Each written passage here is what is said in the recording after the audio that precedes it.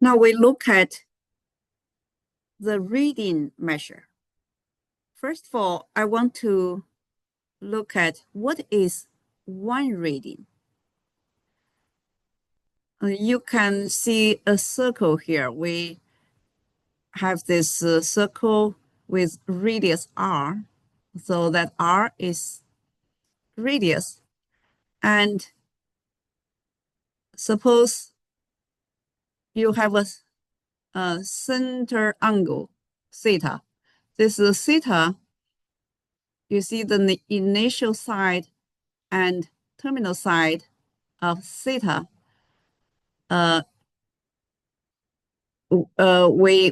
If we extend, you can see the intercepted arc. This portion, the intercepted arc by the initial and terminal sides of theta, has a length which is the same length as radius. So this angle, that's our definition of one reading. So one reading is such an angle corresponding to the intercepted arc length, which is the same as the radius of the circle. You might look at this theta, looks like if I connect the intersection points, so this P and Q are intersection points. So suppose we connect them, and then you look at this triangle, right? This one is R, and the length PQ, the segment PQ has the length less than R, because if the intercepted arc has the length R, then the straight line must be smaller than R. That means we have the triangle, although it looks like equilateral, but it is not equilateral. So this PQ is smaller than, is less long than the radius. Therefore, the theta is actually not 60 degrees. It's not, if it's equilateral, then you have 60 degree, right? So then if they are all the same, then theta will be 60, but actually this is less than R. So we just try to observe this fact. Therefore, theta is less than 60 degree. In fact, one reading is approximately 57.3 degrees. So if we know one reading corresponds to the, so this angle measuring one reading corresponds to this arc length, intercepted arc length that has the length of radius. Then the two readings will be very easy. So the two reading will be an angle that has the intercepted arc length as 2R. So let's look at two readings.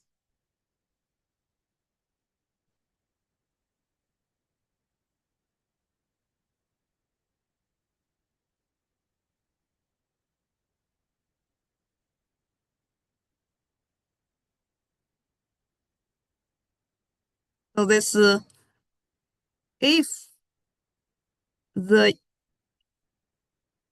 arc length C intercepted by this alpha is 2R, twice the radius, then this alpha has the reading measure 2.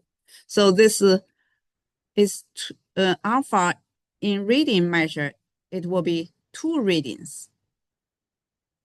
And what about 3 readings? Similarly, if the intercepted arc length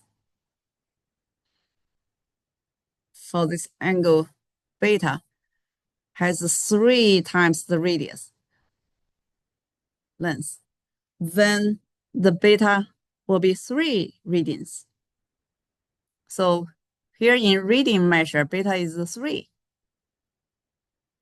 In reading measure, alpha is 2. So now you notice how we actually define the reading measure for any angle. So for the theta, the previous one reading, the intercepted arc length over the radius, right? So you can start with the previous angle. When we looked at one reading, the intercepted arc length, suppose I denote it by S, over the radius. Arc length, when the arc length is the same as the length of radius, then the theta is 1. So for this alpha, it's measured if we use the corresponding arc length over the radius. So arc length is twice the radius over the radius. Then the ratio will be 2. So this alpha will be the angle of 2 readings. And the beta is an angle measuring 3 readings, because beta, if we compare the intercepted arc length with the radius of the circle, the arc length intercepted by this angle is 3 times the radius over the radius will be 3. So we notice actually this is a way to define the reading measure. So the reading measure for any angle is just the arc length over the intercepted arc length over the radius of the circle. So this ratio will define the reading measure of an angle.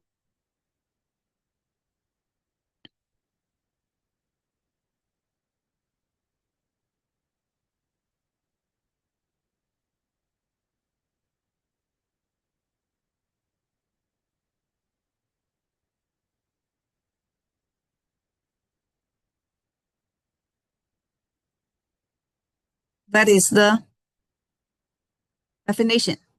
So be aware of the notation here. S is simply the length of the intercepted arc by the initial and terminal sides of theta, right? So, and divided by the radius, then that ratio will be the reading measure of the theta. So let's look at one quick example. So here you see a certain angle, let's call it theta. And this angle, theta, with this intercepted arc, which has a length denoted by S, radius. So we use that notation. So suppose I know this theta, for example, in this example, the theta has the corresponding arc length is 20 inches.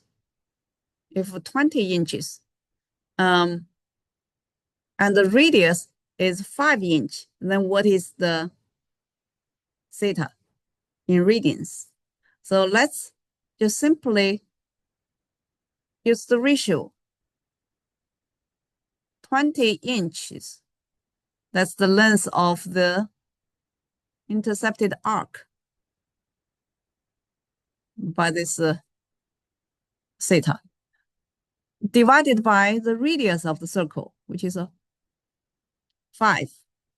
And the ratio is 4. So therefore, this is a 4 radian angle. So this angle measures 4 radians.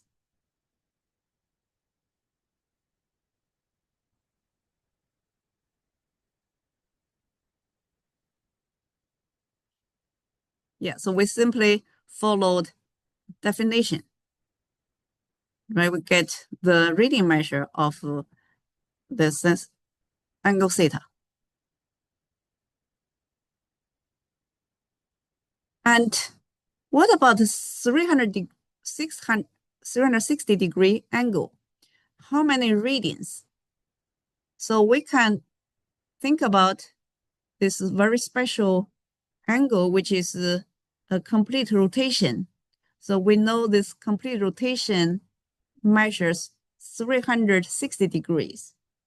And this 360 degree, how many radians it is? Let's try to just use definition for this angle. Let's still name it as theta, right? This theta, which is a complete rotation. In degrees, it is 360. And in radians, for the same theta, we use the arc length. The intercepted arc length in this case will be how long is it? This arc length will be the perimeter of the circle, right? As we remember, it is 2 pi times radius. So for the circle perimeter, then, so that's the S. So we just figure out that's the 2 pi r. So after we get this, divided by the radius, and the radius will be canceled. So we get 2 pi. That means the circle, which is a complete rotation, has 2 pi radians. So in degrees, this complete rotation will be 360. In radians, it is 2 pi. 2 pi is approximately, if you take 2 decimal places, 3.14. So twice the pi will be 6.28. So the complete rotation will be more than 6 radians. Yeah, it's approximately 6.28 radians. So as you can see, the radian is a larger unit.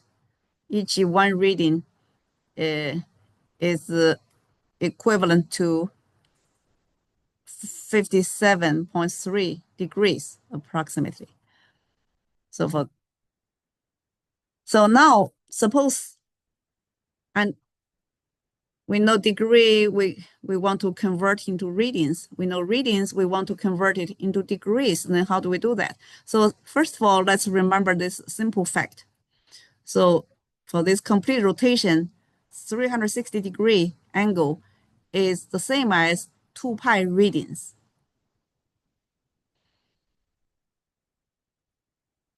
And also from here, if I divide both sides by 2, you can immediately say half a complete rotation will be pi radians.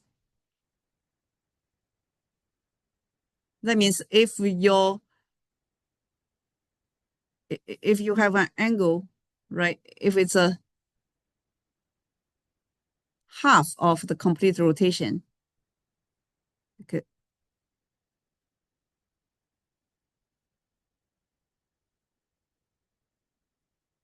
Yeah, so this is the center, and that's the radius, and then you just simply divide by 2. We can immediately get 180 degree, a straight angle, 180 degree will be pi radians. Yeah, so this one is just equivalent to the previous one. as long as we divide the two, both sides of the equation, right? 180 degrees is pi radians.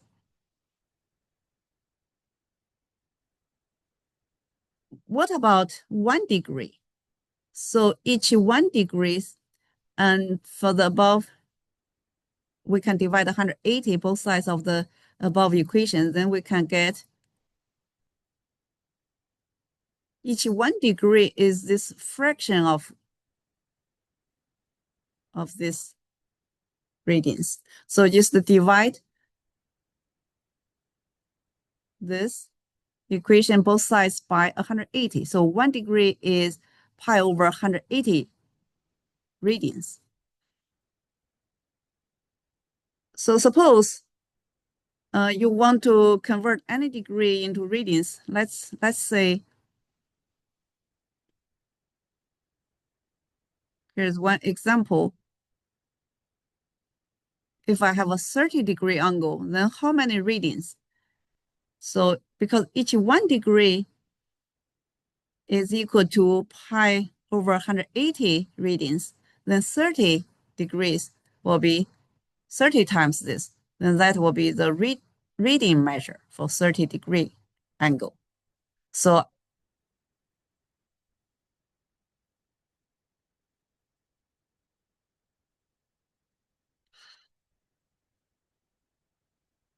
we can first we start with 30 degree, right? And each 1 degree is this many readings, and 30 times this will be, after we cancel 3 times 6, pi over 6 readings. So this way we can convert any angle in degrees into readings. So all we need is to multiply this number. Yeah, the angle in degrees multiply by this number, then you get the same angle in readings. Now next, how can I convert readings into degrees? So we still use the above equation. So since 180 degrees is pi readings, then this time each reading, if I divide both sides by pi, then each 1 reading will be this many degrees, right? So if we just divide both sides by pi, we can get another equation, which is equivalent to above.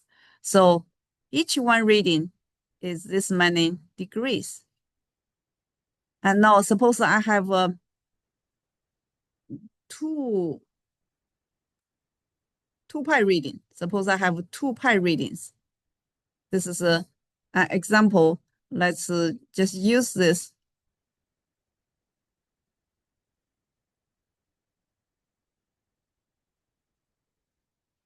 That is, if I have an angle that measures 2 pi readings, then how many degrees it is? We simply use 2 pi times this number. Right after we cancel the pi, we get 360 degrees. Yeah, so 2 pi readings is equal to 360 degrees. So anyway, so whatever readings you have, you can always use this equation to do the conversion from radians to degrees. Let's try another. Suppose we have pi over 3 or pi over 6 readings. If there is one angle that measures pi over 6 readings. And how many degrees it is? Then let's say if each 1 reading is 180 over pi degrees, then pi over 6 readings will be this many degrees. Okay, then we continue to simplify, so the pi can be canceled, the 6 can be canceled. So it's 30 degrees. So therefore, pi over 6 radians will be 30 degrees. Yeah, it is the same as a 30-degree angle. So we already did that from degree to radians. Now, radians to degrees.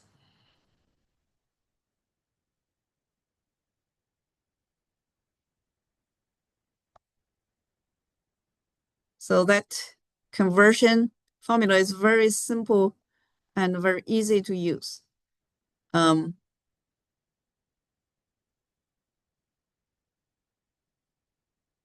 So as you can see that each one reading, if you really divide this 180 by pi, which is 3.14, so this is approximately 57.3 degrees if we keep one decimal place. So if you have two readings, then that is 2 times this number. Yeah, so it's simply use the reading measure times that number, right, to convert it into a degree measure.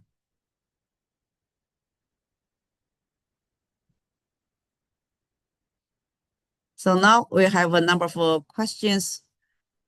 Suppose you have a 90-degree angle. 90-degree angle. How can I convert it into readings? So the 90-degree convert into readings, we need to multiply it by this fraction, pi over 180.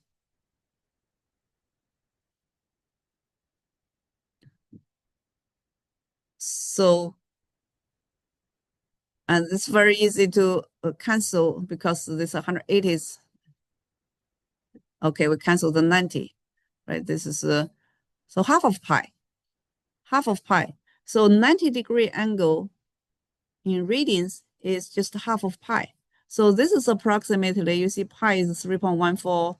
If you divide by 2, it's definitely more than 1 reading, right? So 1, so if you put 5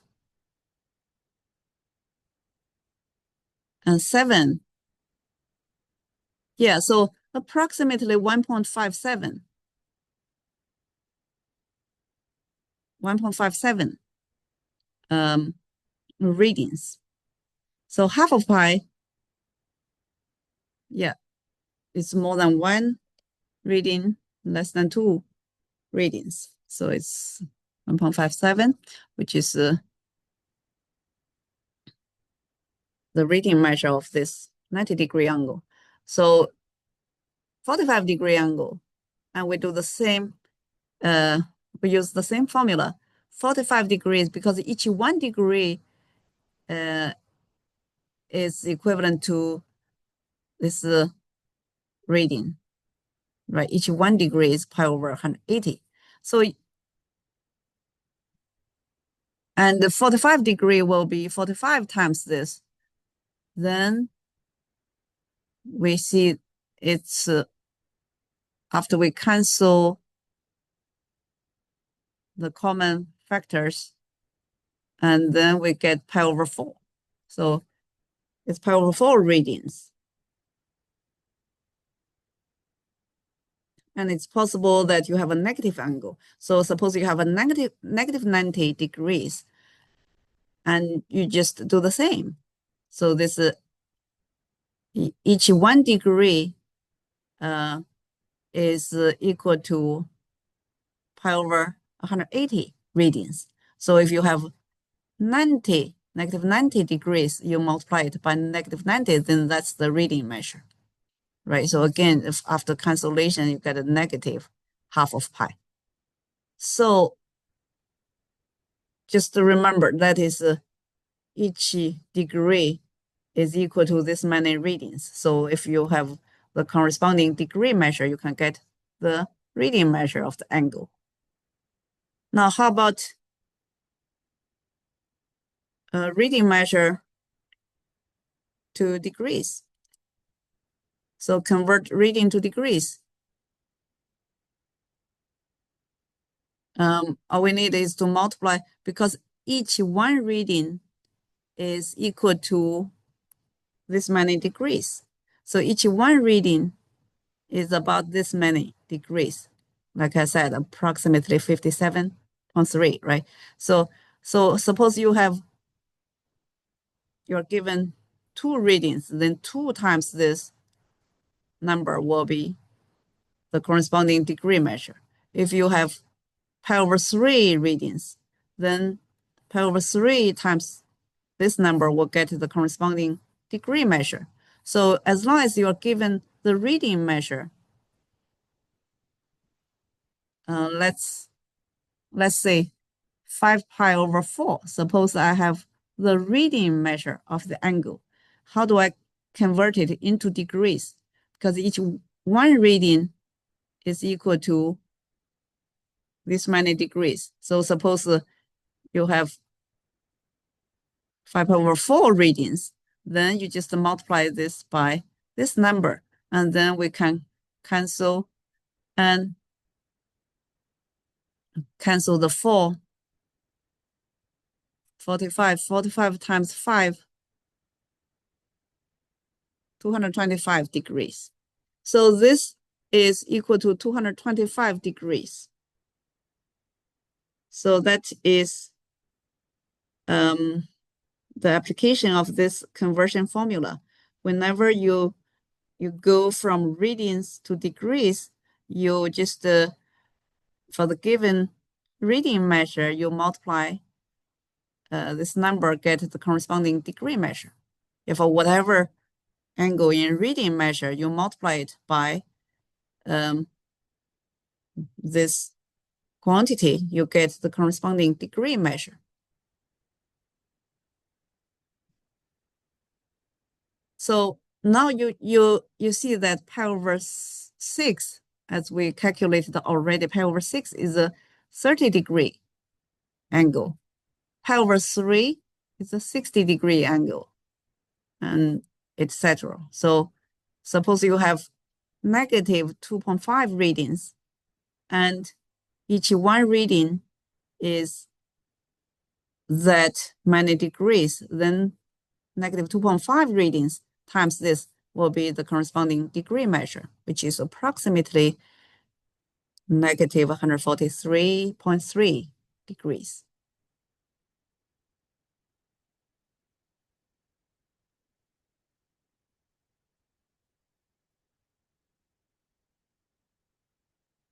So as we can see, there's a quicker way to convert. For example, if you are given a pi over 3, another way is simply, because this is a reading measure, given an angle in reading measure.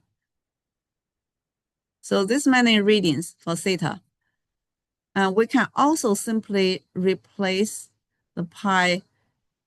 We know that pi is 180 degrees, right? So 1/3 of that you can get, which is 60 degrees. So this same angle, that's an easy way to find the same angle in degrees. So if you happen to have this angle, there's the expression of this angle with the pi. So we know we can immediately replace that pi by 180 degrees, then quickly get the corresponding degree measure. So all we need to do is from pi to 180. There, this we can get degree measure of the third of pi, which is 60. So we can see in this circle, we see many special angles. So you see 30 degree, and then I increase another 30, then you get 60 degree. and another 30 degree, and that's a 90 degree. So we just look at some special angles. So the special angle here is the 30. 30 plus 15 degree, that's also special. It's a 45-degree angle. And 45, you add another 15 degree, you get a 60-degree angle.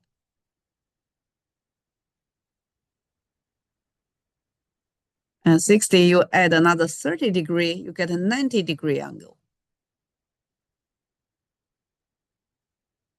Right, so we can get some special angles. and also you continue to add 90 plus 30 is a 120-degree angle. And you add a 15 degree to 120, you get 130-degree angle, right? You add another 15 degree, you get 150-degree angle. And now you add another 30 degree, you get 180-degree angle. So all these angles have standard position. That means their initial side is here. Yeah. So then if we go all the way here, we get 180-degree angle, which is pi in radians.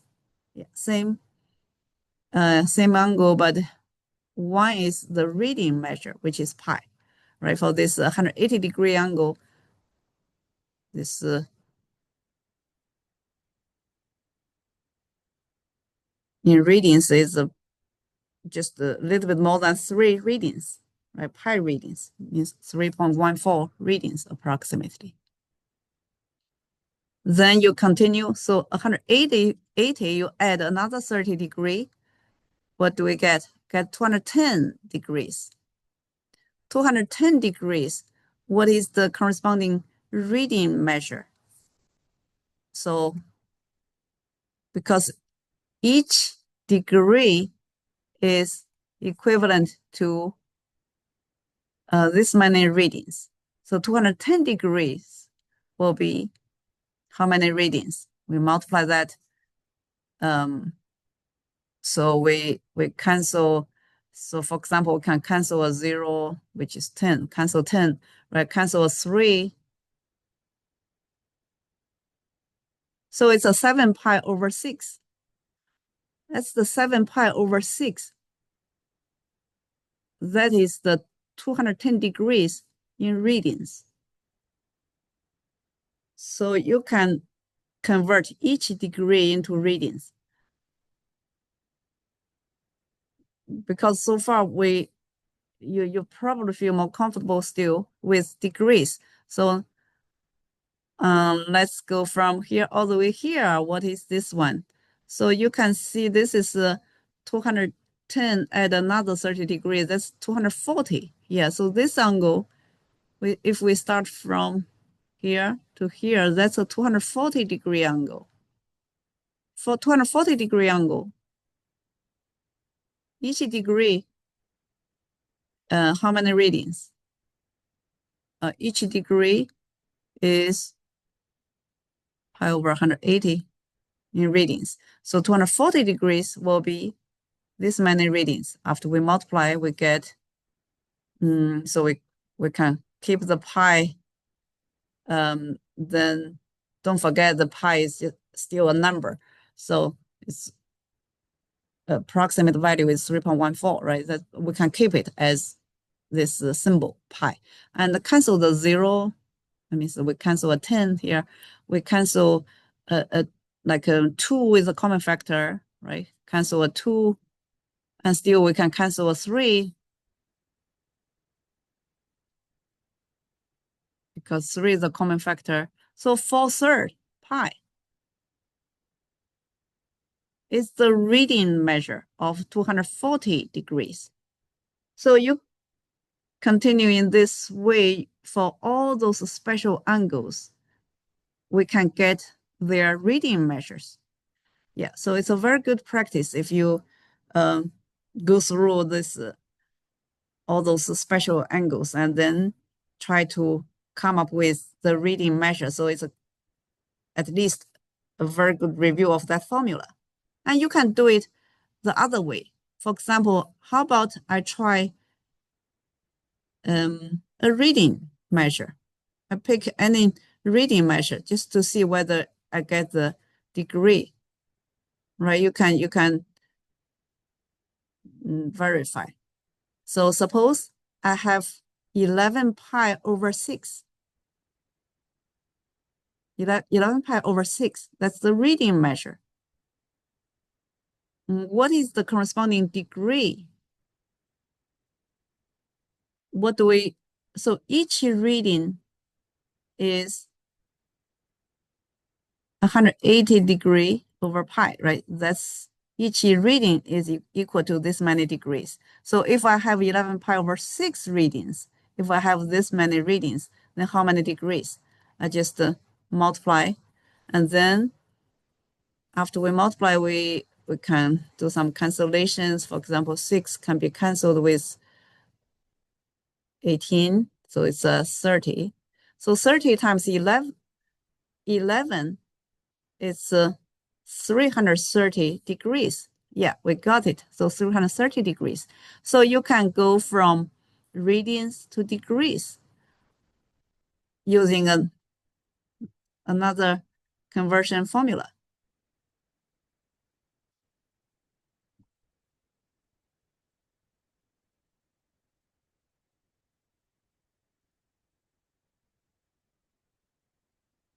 Now, if you want to evaluate a trigonometric function at a reading, at this angle in reading measure, then suppose you are more comfortable with degrees, then just convert it into degree. For example, this tangent pi is simply tangent 180 degrees, right? So you can immediately convert it into degrees. And then what is tangent 180?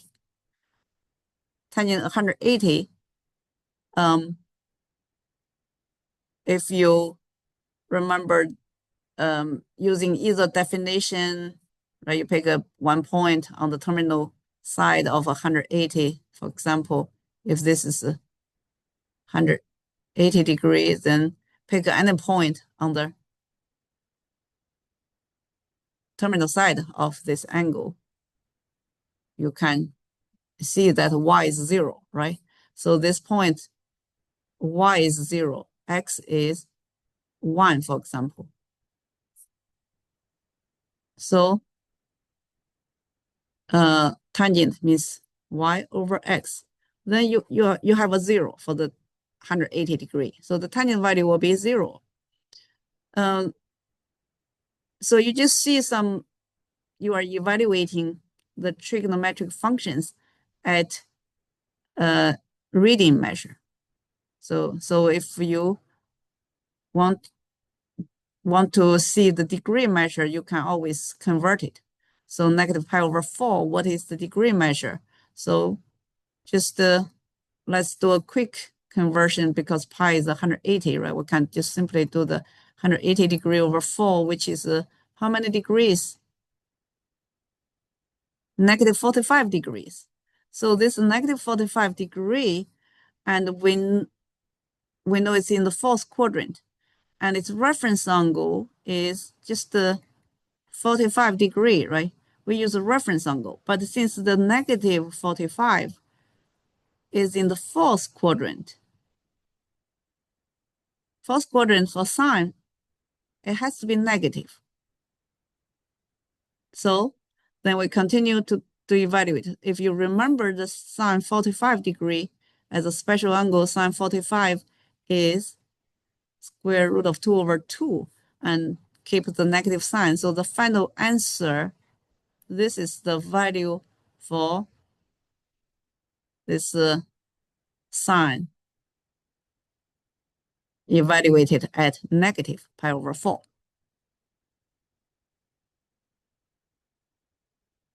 So all these evaluations you can quickly convert into degrees and to see what angle it is.